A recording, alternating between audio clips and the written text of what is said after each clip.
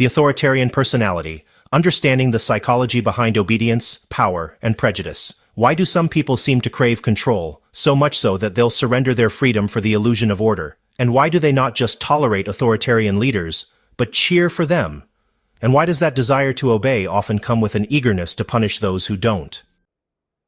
We tend to think of authoritarianism as a political issue, something that happens in countries with dictators, propaganda, and uniformed loyalty. But psychology tells us something different, something far more personal. Authoritarianism doesn't begin with a regime, it begins with a personality, and that personality, shaped by fear, conformity, and a deep discomfort with ambiguity, exists all around us, sometimes even within us.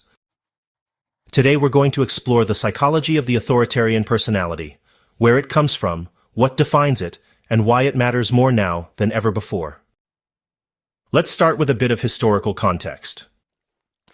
The term authoritarian personality comes from one of the most influential psychological studies of the 20th century. In the years following World War II, a group of social scientists set out to answer one of the most disturbing questions of their time. How could ordinary people support fascism? How could millions not only tolerate, but participate in, the atrocities committed under the Nazi regime? This wasn't a question of geopolitics. It was a question of human behavior, of morality, obedience, and identity. Theodor Adorno, a German philosopher and psychologist, along with his colleagues Elsa Frankel-Brunswick, Daniel Levinson, and Nevitt Sanford, developed a theory that attempted to locate the origins of fascism in personality traits that could be measured, studied, and perhaps even predicted. Their study culminated in a 1950s book titled The Authoritarian Personality. This was not light reading. It was dense, theoretical, and politically charged, but at its heart was a simple idea. People who are especially rigid, conformist, and submissive to authority are psychologically predisposed to support authoritarian leaders and to dehumanize anyone who threatens the perceived order of society. Adorno and his team developed what they called the F scale, F for fascism, to measure this tendency in individuals. They weren't looking at behavior on the battlefield, they were studying average citizens, office workers, teachers, parents, and what they found were certain consistent traits that tended to cluster together in people who scored high on authoritarianism. Let's walk through some of those traits. First is conventionalism. This means a rigid adherence to traditional social norms. People high in conventionalism believe there is a proper way to live, to speak, to behave. Any deviation from those standards, whether it's unconventional fashion, non-traditional relationships, or progressive values, is seen not just as different, but as wrong. Next is authoritarian submission. This trait involves a deep respect for and obedience to established authorities, but more than that, it's an uncritical, even emotional submission. The belief that those in power must be right, simply because they are in power. That authority is inherently good, and that challenging it is inherently dangerous. Then comes authoritarian aggression. This refers to a tendency to direct hostility toward people who violate conventional norms or question authority. This aggression is not random. It's often justified as necessary for protecting the moral fabric of society, but it can be cruel, punitive, and deeply prejudiced. Other traits include anti-introception, which means a discomfort with introspection, emotions, or abstract thinking. People high in this trait distrust feelings and tend to avoid psychological complexity. They prefer facts, rules, and routines. There's also stereotyping and superstition, a tendency to see the world in black and white categories, a belief in fate, destiny, or other simplistic explanations for human behavior. Combine this with power and toughness, and you have someone who admires strength and dominance and sees compassion as weakness. The list continues. Projectivity, where one's own aggressive or taboo impulses are projected onto others, and a deep preoccupation with sexuality, especially anything perceived as deviant, non-traditional, or fluid. Now, you might wonder, how does a personality like this form? Adorno and his colleagues believe the authoritarian personality often develops during childhood, in environments where obedience is rewarded, dissent is punished, and emotional expression is suppressed. The child learns to seek approval through conformity. They internalize rigid categories of right and wrong, and when they grow up, they apply those categories to the world around them, with devastating consequences. But this theory, while groundbreaking, has been criticized over the years. Some argued it was politically biased, that it framed conservative values as pathological while ignoring authoritarianism on the political left. Others questioned the methodology behind the F scale, noting issues with reliability and cultural bias. And still others felt that labeling a personality authoritarian oversimplified complex political behavior. These criticisms were valid, but they didn't erase the truth at the center of the theory, that some people are more psychologically inclined to embrace authority, punish dissent, and fear difference.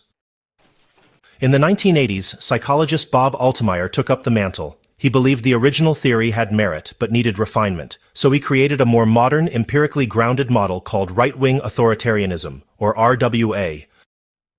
Altemeyer focused on three core traits: authoritarian submission, authoritarian aggression, and conventionalism. He stripped away the psychoanalytic layers and focused on measurable attitudes and beliefs.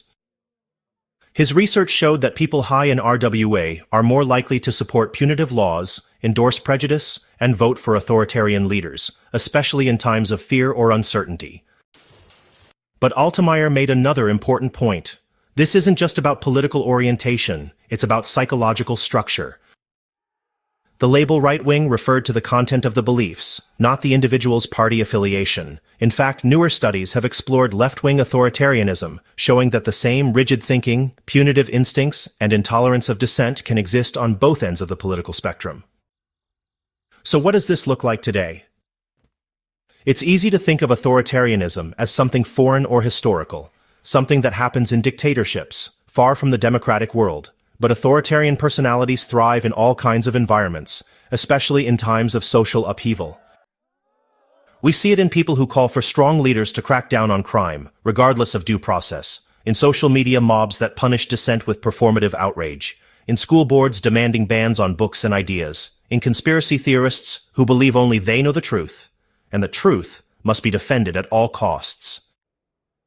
We also see it in more subtle forms, in families where children are taught to obey without question, in workplaces where dissent is equated with disloyalty, and in communities where difference is met with suspicion instead of curiosity. Authoritarianism isn't always loud. Sometimes it wears the mask of tradition, or patriotism, or morality. It speaks in slogans, it simplifies complexity, it tells people who to trust, who to fear, and who to blame. But make no mistake, underneath that mask is a deep discomfort with ambiguity, a fear of change, and a need for order so strong that it will sacrifice freedom, compassion, and truth to get it. So how do we respond? First, by understanding. The authoritarian personality isn't a diagnosis, it's a psychological orientation shaped by early experiences, social environments, and ongoing fears. When we understand the roots of this mindset, we can challenge it not with more aggression, but with insight. Second, by recognizing it in ourselves. Most of us, under pressure, are tempted by simple answers. We want safety, we want control, we want to feel like we're on the right side. But psychological maturity means resisting those impulses, holding complexity, welcoming difference, staying curious. And finally, by protecting the spaces where ambiguity can live, spaces like education, art, journalism, and civil discourse. These are the environments that help people think critically, tolerate uncertainty, and grow beyond rigid categories. Because authoritarianism isn't just a political threat, it's a psychological one. And the antidote isn't force, it's reflection, compassion, and courage. In the words of Theodor Adorno, the readiness to accept authority is a symptom of inner insecurity. When we help people feel seen, safe, and understood, we don't just fight authoritarianism, we prevent its rise in the first place. So the next time someone tells you the world needs to be more orderly, more traditional, more tightly controlled, ask what they're really afraid of. Ask what freedom might feel like if we weren't trying so hard to escape uncertainty. Because true strength doesn't come from obedience. It comes from the ability to live with complexity and to choose humanity